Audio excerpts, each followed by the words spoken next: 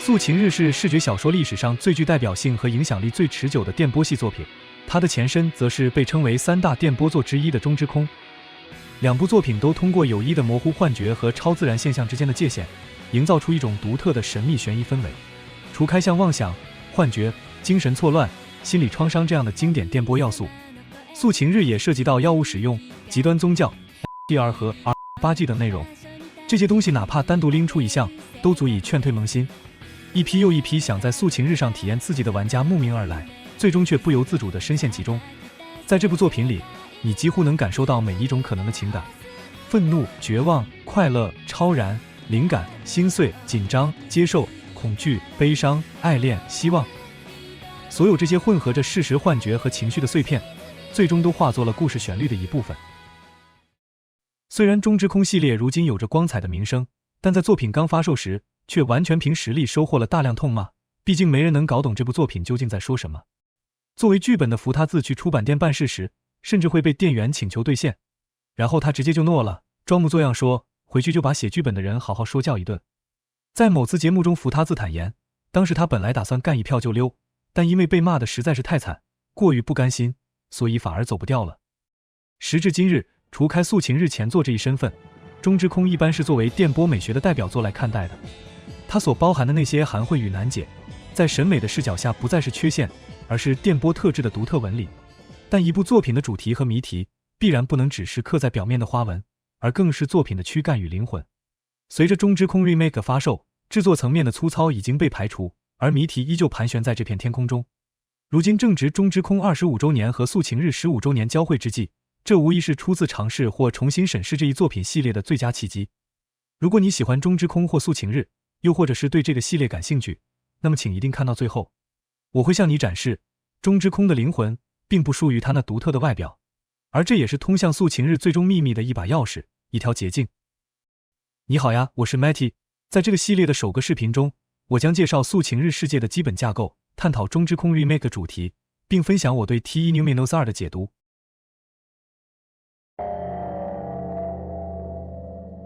让我们先回顾一下游戏的整体情节。中之空和素晴日在剧情结构上非常相似，这里我们以素晴日为例。7月8日至9日，北校学生高岛浙流因极端的校园霸凌而精神崩溃。10日，一名霸凌事件的参与者意外坠楼身亡。混乱中的浙流最终混淆了现实与幻觉，开始相信自己是天使转世。12日，为了唤醒前世的力量，浙流与2名同伴举行名为螺旋马太的仪式，从屋顶跃下。同样遭受霸凌的监工卓斯在目睹浙流之死后精神失控，开始妄想自己是救世主。他以末日预言煽动学生恐慌，传播自己的终末教义，并不断招收信徒。在一系列极端活动之后，卓斯在19日带领信徒举行目的为回归天空的仪式，从屋顶跃下。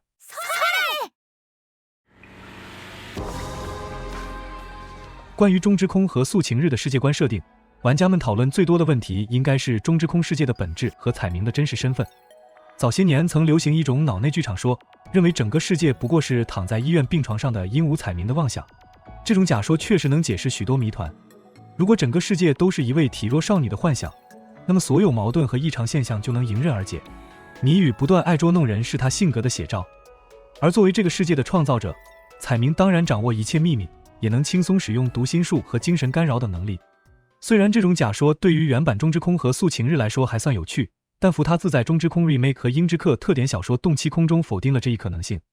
重制版不仅完善了克苏鲁元素的设定，还补充了大量彩明的背景信息，而动气空则直接挑明了世界架构，交代了彩明和利露露的真实身份。实际上这些信息早在99版中之空中就已存在，不过福他自当时刻意做了隐藏处理，所以没被大家重视。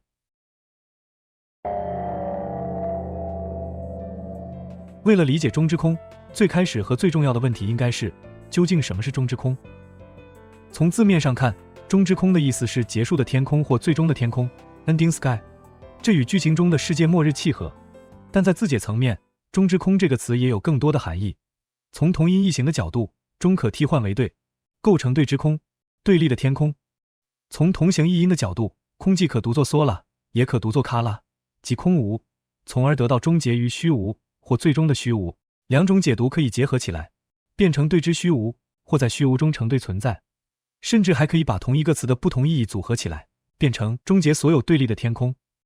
大家可能已经听困了，其实我也快困了。所有这些字谜都存在直接的文本证据，但这仅仅还只是字面解谜而已。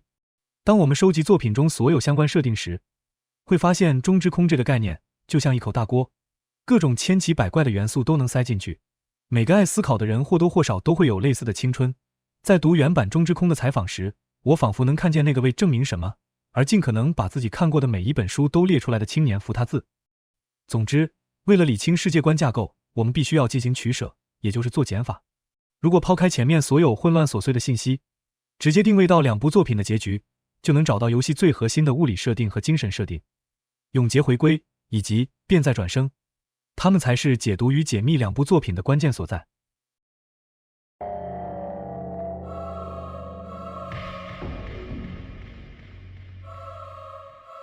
永劫回归构成了中之空世界的基本物理架构。这一概念源自尼采的同名思想实验，假设人的每一次选择，每一份痛苦与欢乐，都将无数次的一模一样的重复下去。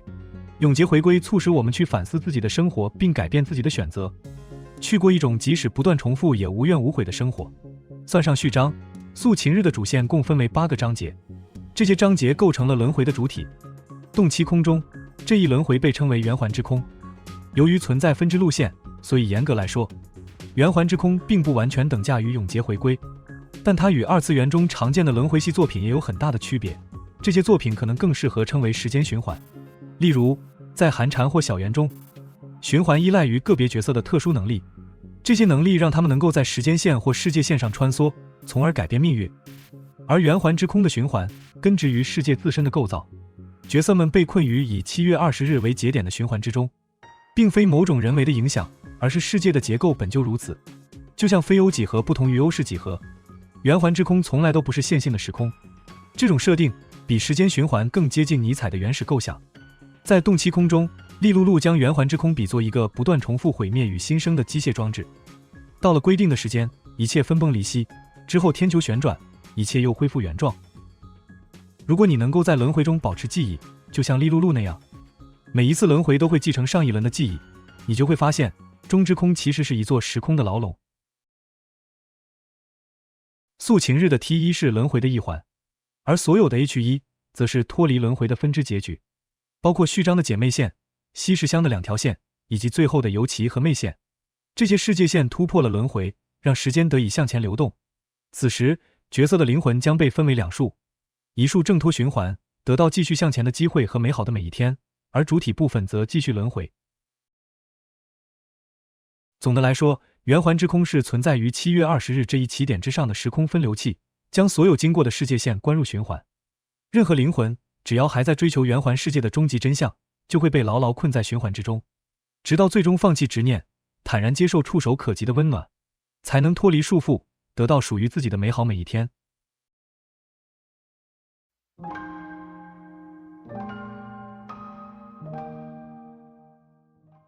平行于轮回这一物理设定，圆环之空还承载着一个宏观的精神设定，即变再转生。彩明在 T1 中之空2中向尤其详细地介绍了变再转生这个形而上学构想，源自日本哲学家渡边恒夫。他认为所有生命可能共享着同一个灵魂，过去、未来以及同时代的所有人，实际都是这唯一灵魂不断转生的体现。在常规世界观中，每个人拥有独立的灵魂，共同生活在现实时空中。但在宿晴日世界中，只有一个灵魂，他在第1章扮演为尤其，第2章扮演为卓斯，以此类推。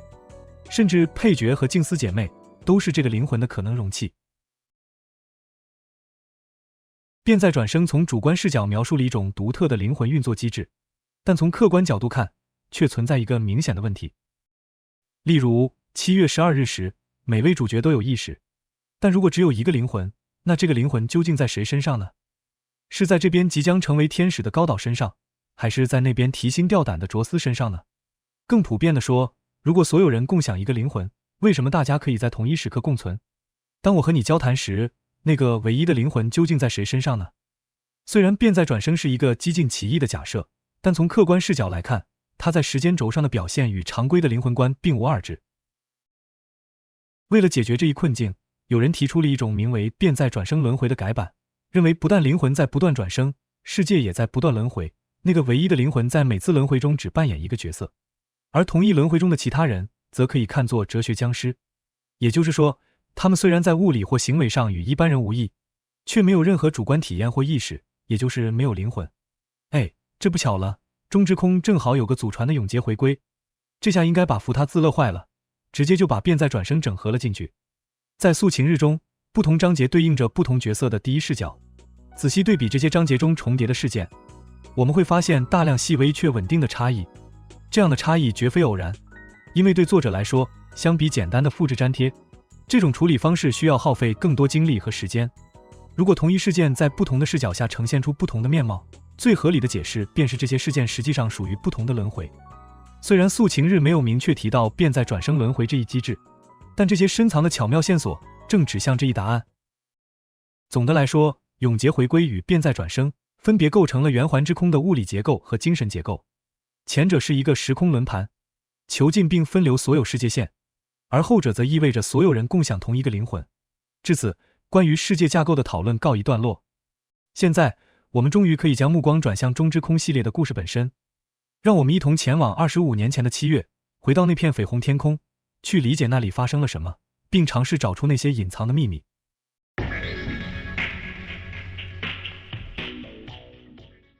99版中之空是福他兹的出道作，但根据他的说法，也是一部因各方面都显得过于幼稚而想要抹除的作品。就连他自己也忍不住调侃，行人动机不明，情美古怪神经，不说整个游戏全员都不太对劲，很难说只有卓斯疯掉了，可能大家多少都沾点。如果原版中之空在25年发售，很难想象会被喷成什么样。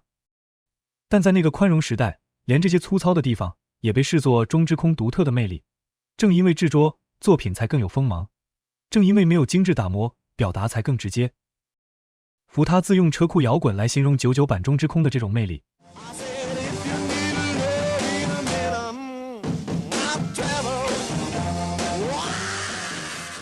这种起源于20世纪60年代的摇滚风格，以原始粗糙的声音和简单直接的曲调著称。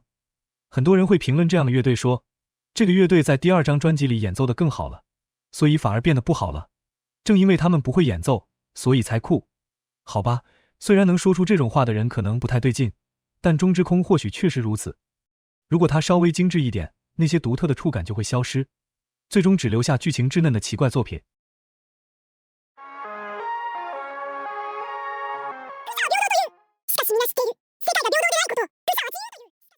虽然素晴日名场面众多，但卓斯的教室演讲无疑可以排进前3。在99版中，这段演讲相当单薄，而 remake 与素晴日则增添了不少内容。如果说原版是青春版，那么 remake 就是标准版，而素晴日则是 Pro Max。这场演讲给人的第一感受是混乱，像媒体隐瞒死亡、社会欺骗大众这样的阴谋论，尽管偏激，但还勉强算作观点。但问题在于，这些话题在演讲之前没有任何铺垫，而后续也没有跟进，这会让玩家觉得卓斯的话并非他长时间思考的结果，而是临时抱佛脚随意拼凑出的一段煽动性内容。但相比之下，中之空的演讲就自然很多，主要是因为主角行人在演讲后进行了大量思考，还由此引出了游戏的主题。可以合理的推测，正因为2部作品的主题不同，福他兹才会在素晴日中删去了后续的内容，因此卓斯才会给人一种前言不搭后语的疯癫感。好吧，他确实疯了。那么在中之空中，福他兹借卓斯之口究竟想表达什么呢？虽然这段演讲是个超级奇美拉，但他以及后续行人的思考都是为了引出虚无主义这一主题的。虚无主义认为，从根本上讲，我们的生活没有意义、目的或价值，导致一个人走向虚无主义的原因有很多，包括现实生活的苦难、原有世界观的崩塌、对死亡的恐惧以及目标感的缺失。如果每天醒来面对的都是这流眼中的地狱图景，你或许会丧失前行的勇气。当从小坚信的世界观某天突然崩塌，你会觉得自己的存在失去了意义。死亡是所有生灵的共同终点，它带走意识，也就带走了我们所拥有的、真爱的以及痛恨的一切，就连虚无感都无法留下。生命本无固有目标或意义，在无限的时间和空间面前显得微不足道、无关紧要。这流的经历以及卓斯所言的一切皆为谎言，可以联系到现实的困境和世界观的崩塌。社会隐藏死亡则强调了人生终有一死。而随后行人的反思又引入了生命缺乏内在目的这一经典的荒谬命题。我们在更多其他片段中也能发现虚无主义的踪迹。在各种理由的虚无主义中，福他字特别重义终有一死这一角度，这就不得不提彩明和卓斯聊永生的名场面了。这一幕没有缺席三部曲中的任何一部。面对卓斯宝宝的怕死心理，彩明提供了2种方案。第一种是热寂地狱，你虽然拥有无限生命，但会目睹亲友相继离去，直至全人类灭亡，所有生物消逝。经过无尽的时间，直到宇宙热寂，你依然无法死去，在主观时空中体验无尽孤独。第二种永生方案是冰冻地狱，你不断重复着美好的一天，拥有美好的女友、美好的朋友和快乐的生活，永远持续。即使你因厌倦而杀了美好的女友、美好的朋友，终结了快乐的生活，第二天醒来，你还是会再次见到那美好的女友、美好的朋友、快乐的生活。素敵な彼女、素敵な友達、楽しい生活。それらは永遠に続く。無限に無限に無限に無限に続く。卓斯对此发表了如下看法。在一次采访中，福他自提到，创作中之空时，他正对永恒这一概念过敏。他特别点明了万光辉的季节，以及其中那句名台词：永远是存在的，就在这里。永遠はあるよ。ここにあるよ。青年福他自认为，永远这个词所蕴含的宗教救赎感，是对当下生命的轻视。他的这种态度，正体现于2种永恒地狱的假设中。实际上，还存在第3种永恒地狱，这次不是假设，而正是中之空的物理架构本身，即轮回地狱。令人意外的是，这次卓斯宝宝认可了这种宿命，反而是行人感到害怕。可能是因为永远活着这个话题有点不现实，所以福他自贴心地给大家准备了另一个更不现实的话题——婴儿之梦。这个梦的省流版大概是这样的：1、婴儿诞生。赤ん坊が生まれるんだよ。その赤ん坊は泣くんだよ。みんな祝福してるんだよ。2、必须勒死。俺は生まれたての赤ん坊の首を絞めて、そのせいが罪を犯さないようにしてやらなければならない。3、放棄释然。けどさ、できないんだよ。俺はその場で思うんだ。よかった。そのせいに何ら意味がないとしてもさ、その子が生きてくれてありがとうと思う。这个梦也算是贯穿整个系列的名演员和顶级工具人了。在中之空中，行人和卓斯都梦过，而宿晴日中，卓斯接手和尤其也都提起过。这个梦表面上接近近年来流行的反出生主义，认为出生带来的痛苦和负担超过了潜在的快乐和幸福，因此最好避免生育。但这段在游戏里本质上还是以死亡剥夺意义为核心的虚无主义。在行人与卓斯的屋顶对峙中，卓斯明确表示，如果找不到意义，就没法活下去。好吧，道理我都懂，但福他自就不觉得这个梦有一点点离谱吗？不如说主角俩不但都做过这样离谱的梦，还在警察叔叔马上就到的情况下聊上了，真有点让人难崩。虚无主义构成了中之空的背景语境，而对虚无主义的回应则成为了其明面上的主题。世界充满苦难，死亡终将降临。面对虚无主义的威胁，福他自在中之空中提供了2种应对方案，他们彼此对立，一方代表是卓斯和这流，另一方则是行人。第一种方案代表了卓斯的立场，而这流在有意无意间进行了实践，可以称为物与救赎。简单来说，就是相信一个对自己有利的故事，从而找到活下去的意义。这里故事这个词可以替换成理论、宗教、形而上学、宏大叙事或其他任何东西。关键在于，就算这个故事是虚假的，只要你能在其中找到属于自己的幸福，它就足够好。这正对应着采访中提到的廉价宗教式救赎感。生活的惨状使得这流潜意识里渴望逃离现实，而那封充满荒诞前世设定的诱劝信，在巧合的推动下突破了他的认知防线。由此他走上了一条确认偏误的不归路，将所有信息都以对前世故事有利的方式解读，并忽略一切矛盾和不合理之处。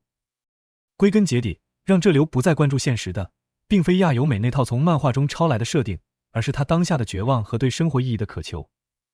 对这流而言，真相并不重要，因为真相只会将他击垮，而不是拯救他。如果真的存在前世，那么他的生命甚至可以说是伟大的。故事中的他是战士，是英雄，是天使，是人类最后的希望，而绝非売春目的で客待ちをしている女性の皆さん、その真相小助手彩明完全看穿了这流的挣扎。小説にエンディングがあることにより、登場人物に意味があるように、世界にエンディングを作って、自分に意味を付け加えるの？うるさい、うるさい！あなたなんかに何がわかる？私は死ぬんじゃない！世界を救うんだ！私。在喊出极具讽刺意味的蒙 panache 后，这流完成了他生命的最后一跃。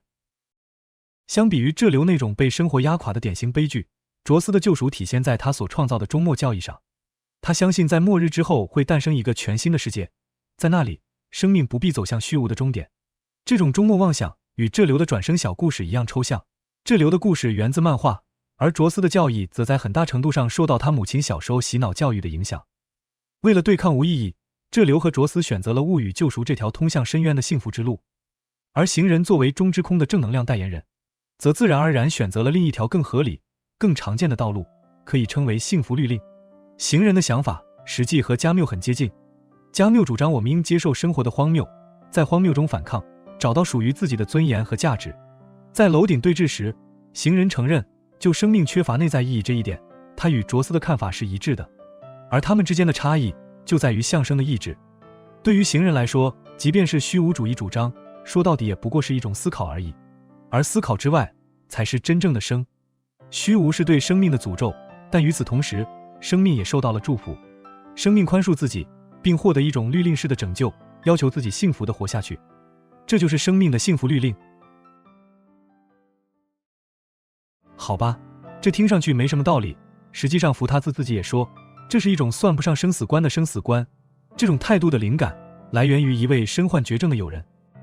比起用认真的哲学态度去面对死，青年福他兹更欣赏那种临死之际依然说出来玩怪物猎人吧的态度。他说他从中感受到一种生命对死的耐性，被这种无用却强大的说服力所吸引。总结来说，物与救赎寄希望于寻找一个都合的故事来获取意义，相信如果能够在故事中找到意义，就可以活下去。而作为对比，幸福律令认为我们应该直面现实的痛苦与意义的缺失，勇敢地追求幸福。这个世界不是很糟糕吗？但我们还是努力吧。中之空将虚无主义作为背景主题，并提出了两种抵抗虚无的方案。一方面，这流和卓斯的道路是一种彻底的现实逃避，本质是虚无主义内核的延伸。因此，另一方的主张幸福律令自然成为了赢家。作为圣者的行人，主角光环全开，不但让秦美死心塌地，其先天嘴炮圣体让彩明都为其神魂颠倒。我操你是哪里的黄油男主，我操你就是。好吧，算你厉害，我认输。总之，虽然经历了一些波折和意外，但行人最终迎来了美好的明天。故事在此落幕，谢谢大家的观看，我们下期再见。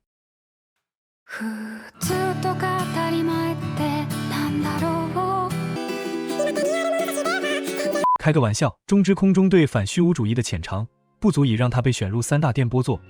两个 T1 的存在告诉我们，事情并没有那么简单。在 T1 中，我们可以发现，卓斯和行人的处境发生了逆转。卓斯虽然逆天发电，但拦不住他字字全对，而看似扶他字代言人、全场乱杀的行人，实际上却成为了被操弄的一方。这种逆转可以先从卓斯说起。在明面上的剧情中，卓斯是个标准的精神病患，逻辑混乱，举止危险。但结合之前对中之空世界观的介绍，我们会发现卓斯所言基本都正确。卓斯认为世界末日在20日，而世界确实在20日毁灭。卓斯认为只有通过回归中之空才能抵达新世界，而中之空正是每次轮回的入口。最后，虽然卓斯的目的是前往新世界，但实际上他早已身处于这个轮回世界之中，而且他本人也非常清楚这一点。如果说卓斯明明是个疯子，却因为作者发外挂，无论说什么都碰巧正确，那么行人则属于那种被作者针对到报警也没用的类型。在两个真结局中，彩明都会问行人对永生的看法。在 Numenos 2中，行人回答说，就像我们无法想象死亡一样，也无法相信永远的活着。接着，他又重申了一次自己的幸福理论，成功赢得了彩明的告白。我第一次看到这段时的反应是，福他自又给行人开挂了吗？就连最终 BOSS 彩明也敌不过主角光环，要 OOC 发福利了吗？直到很久之后，我才发现这段远没有看上去那么简单。不如说，真相正好相反。当彩明问行人怎么看待永恒时，行人回答说不存在无限，也没有永恒。然而，我们知道，永遠はあるよ。ここにあるよ。当行人说出没有无限、没有永恒这番话时，实际上正身处于圆环之空这个永恒的世界中。不但如此，他甚至自己承认，如果没有生死之分，那就等同于地狱。那行人怎么看待自己的生活的？他说：生は祝福されているよ。或许大家并不能很好的 get 到，毕竟永恒这个概念有点抽象，但我们可以把它换成一个更加通俗易懂的词语：绑架。行人在不知情的情况下被迫不断轮回，在形式上其实很像是绑架。下面是绑匪和受害者之间的对话 Be like。ゆきとくんならどう？無限などない。永遠などない。永久に生きてみたい？地獄だろうな。ゆきとくんに出会えたことを感謝してる。生は祝福されているよ。被绑架了还帮别人数钱，说的就是这种吧。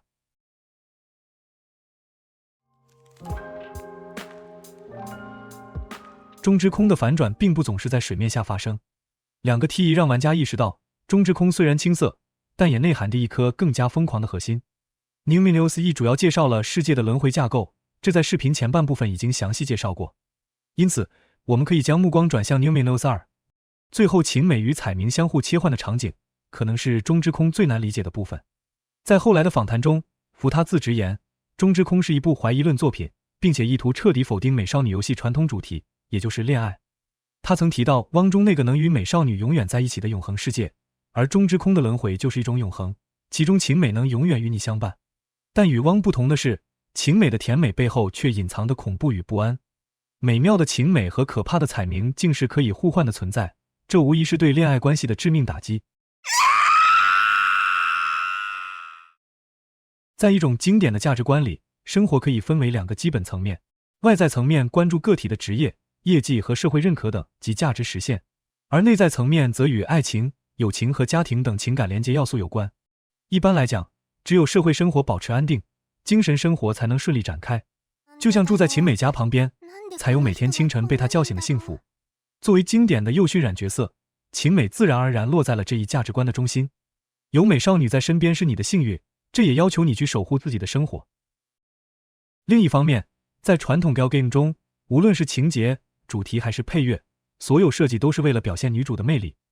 晴美作为作品的1号女主，自然应被视为游戏的核心。可以看到，无论是在生活还是游戏，晴美都被放在最中心的位置。但福他字却通过彩明晴美相互切换的设计，挑战了这幅构图。我们可以给这种立场取一个直接的名字：美少女怀疑论。如果连最亲近、最喜欢的人都无法信任，那我们还能相信谁？如果连最理想的幼熏染也不能成为心灵的支点，我们究竟该为何而战？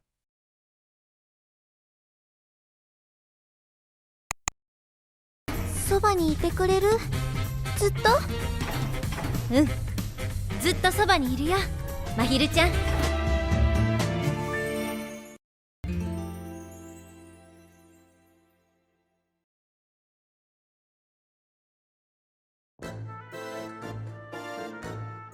通过悬疑情节的设计，福他自将怀疑论的阴影投射到了那些生活中最稳定、最亲切、最触手可及的价值之上。所以，福他自写出这个剧本，是因为曾被坏女人欺骗，从此不再相信任何爱情，只对纸片人情有独钟，并以此表达自己的遭遇与决心吗？真实情况大概没人知道，但中之空显然绝不止于此。福他自绞尽脑汁构建美少女怀疑论，实际上是为了用它作为实例和象征，引入更多更全方位的怀疑。而这种更普遍的怀疑与中之空诞生的时代背景密不可分。大家或多或少都听说过上世纪末日本经历过一场非常严重的经济危机，这场危机给日本带来了沉重打击，其影响延续至今。虽然危机始于1990年，但1995到1999年这段时间或许才是整个社会最困难的时期。在这期间，包括 EBA 在内的一系列标志性时代作品相继诞生，原版中之空也不例外。泡沫破裂后，日本央行通过大面积的债务滚动，给普通人造成了一种虽然在资产价值上损失了，但没有损失当期和未来收入的幻觉。按照福他字的说法，90年代的经济状况虽然是冰河期，但人们并没有过于悲观。当时即使是自由职业者，也能模糊地抱有找到工作、结婚生子、退休的幻想。在高家庭储蓄率的支持下，这种乐观情绪，即便是在1997年实体经济崩溃后，也没有彻底消散。而中之空的故事正发生在这变坏的现实与幸存的幻觉相互交叠的时代。Numinos 2中晴美与彩明的交替闪烁，正好对应着那个时代的普遍处境与心态。宏观的经济动荡并非某片与生活隔离的异世界战场，相反，它以最直接的方式影响着人们的生活与命运。在下行的经济环境中，生活伴随着更大的压力，机会也更难把握。这种生活和未来逐渐失控的感受，可能促成了青年福他兹的一个关键信念，可以称之为理想主义必败论。它的大致意思是，怀抱理想挑战世界的人必定会失败，或者说，仅凭自己的理想和美学去挑战世界，最终会被现实打败。福他兹在采访中提到，理想主义必败论是原版中之空的一个重要主题。在二次元历史上，有不少作品触及到了这个主题。青年福他兹认为，历史上像孔子或尼采这样的著名人物，就过着这样连续败北的人生，而主角行人，就是以这些属于败者组的人为原型创作的。相信什么？投入自身，被现实击倒，再次相信，再次投入，再次倒下。怀着理想与命运抗争必定会失败，生命只是绝望的连续。在泡沫崩坏后的第一个10年里，福他兹很同情这种西西弗斯式的宿命论。回过头看，行人在圆环世界内部开挂，而在外部被狠狠玩弄，这种反转的循环，正好对应了这里希望与绝望的交替。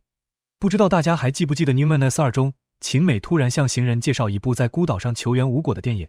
尽管这可能不是99版中之空的原意，但大家可以试着把飞机失事理解为对经济危機的隐喻。突然トラブルがあってね。それでその飛行機無人島に不時着するの。とりあえず何人か助かるんだ。でね、無線とかで助け呼ぶの。でもすぐ向かいますとか言って救助隊が全然来ないの。なんか明日には、あと数時間後には、あと何十分後にはとか言ってずっと来ないの。そのうち一人が気がつき出すの。自分たちはすでに死んでいるのではないかと。ここは地獄であり、永久に希望と絶望を繰り返さなければならないのではと。希望与绝望将会永远循环，这正是理想主义必败论的核心所在。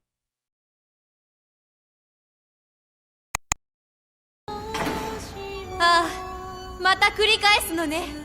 絶望の輪廻を星明かりの下で。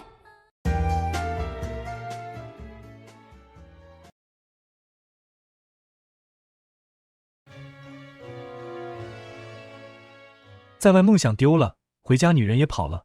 福他兹通过美少女怀疑论和理想主义必败论告诉我们，美少女与理想都拯救不了一个人，我们最终只能在一无所依的情况下，直面世界的无序冲击。如果我们的生活是一部关于自己的故事，那么恋爱、友情以及真实的东西这些元素，就是让故事拥有 happy end 的关键。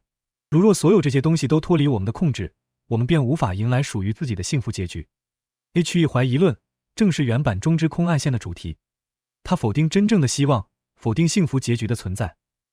在小圆中，希望向绝望的转化，被具象化为魔法少女的魔女化宿命，但在最后却也给出了小圆成神的拯救之道。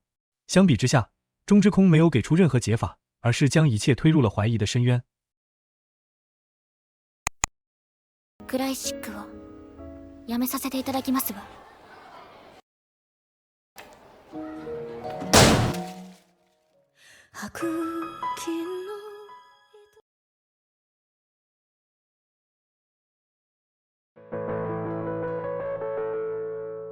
虽然HE怀疑论已经是一种足够悲观的哲学态度，但福他兹并没有打算在此停下脚步。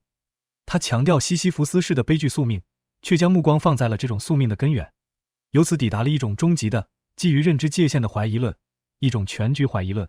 这种全局怀疑不是针对特定事物或体验，例如恋爱、理想、HE， 而是攻击我们所能认知的一切，攻击我们的认知能力。在原版中之空发售时，很多人质疑这个故事没有一个明确的收尾，但这正是福他兹的意图。他想要做的是勾勒出那些无法言说之物的轮廓。他在采访中不断强调，中之空是描述此处的故事，一切都发生在这里。在21年后的 remake 中，福他兹重新为中之空的2个 T 取名为 Numinos。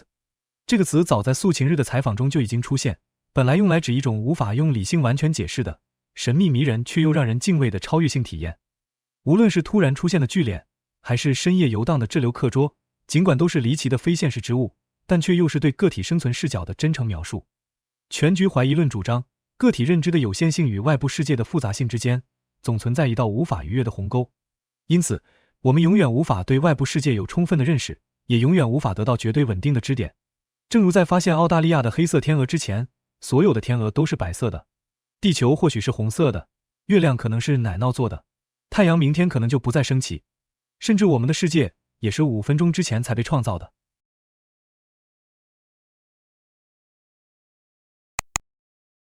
私たち魔法少女ってそういう仕組みだったんだね。私って本当にバカ。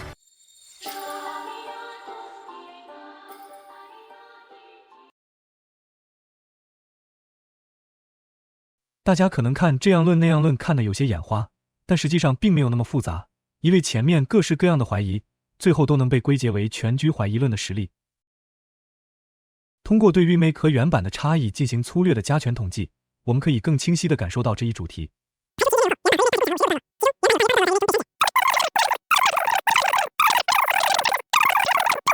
这也就是说 ，remake 每新增4句话，就大约有1句涉及认知界限。这些段落都倾向于以此为依据，削弱我们对外部世界知识的信心。现在我们来对中之空的主题架构做一个总结。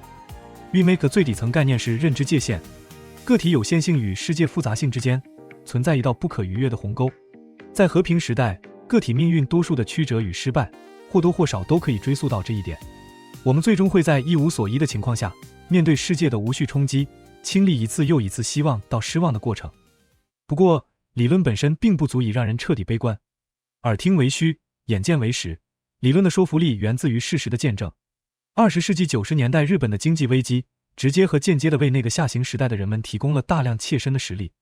中之空世界中那一轮又一轮的循环，正是现实中那一次又一次悲剧或闹剧的投影。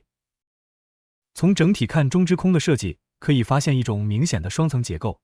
内层将虚无主义作为背景，通过与卓斯的对抗，反虚无的幸福律令成为了赢家；而外层世界则表达了一种彻底的怀疑论立场，攻击一切知识和确定性，质疑我们获得幸福结局的可能。在内层与外层之间是一层特殊的隔板，也就是作为中之空世界物理架构的永劫回归。如果仅关注内层世界，我们会倾向于认为行人的反虚无主义是合理的，但这种合理性在外层世界却被粉碎。中之空不是通过论证或说理，而是以物理性的方式展现了反虚无主义观点的缺陷。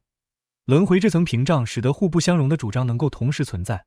正如中之空诞生的那个时代，现实与幻觉，希望与绝望，好与坏都交织在一起，一切都笼罩在认知界限带来的不确定性中。你做出了最合理的解释，最冷静的判断，最适当的选择。但是无论如何，从更大的终极的视角看，你的一切又是那么滑稽。通过暗线的彻底反转，中之空最终回到了虚无主义。在青年福他兹看来，认知版本的虚无主义是一个无解的问题。虽然20世纪90年代的那场危机已成历史，但怀疑论的主题并不只属于某个时代，每个时代都有自己的候选者。这些不断变化的時代因素，再加上个体之间的隔离与衝突，共同构成了久远不变的怀疑論背景音。新学期が始まったからね。